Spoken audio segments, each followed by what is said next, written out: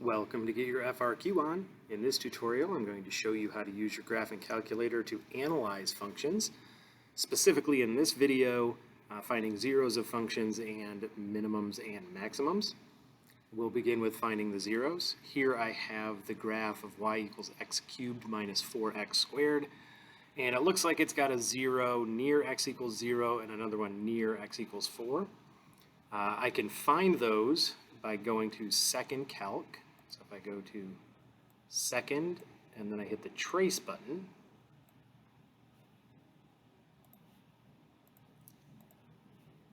I look at my options. I have the option to locate a 0 of this function. Let's do that. And it looks like there's one near 4, so I'm going to move my cursor near 4. I'm not going to go past 4.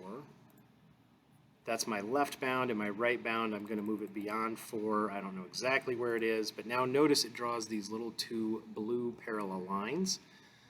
Basically, that's just a visual indication that the calculator is going to look for a 0 in between those two lines. If you look, you can tell that there's definitely a 0 in between those two lines. You can guess, I never do. I just hit enter and it says, all right, there's a 0 at 4. If I repeat the process, it looks like there's a 0 near x equals 0, so I can do the same thing.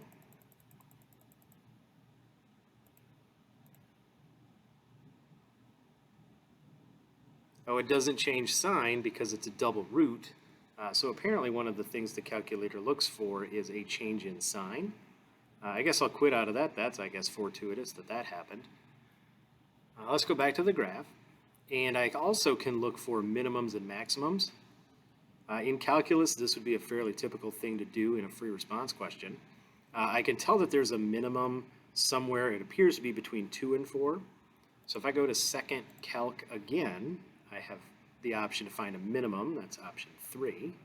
And this will work pretty much the same way. I just want to move my cursor, set once on the left of the interval where I think the minimum is, set once on the right where I think that minimum is, click enter, and then it finds that 2.66666 and so on. That would make me believe that that is 2 2/3. But there are going to be questions on the AP exam where you would have to do this graphically and give some sort of decimal response, or if you know the fraction, do that as well. There also appears to be a maximum near 0, and that would work pretty much the same way. Go to second calc, only this time choose 4 for maximum.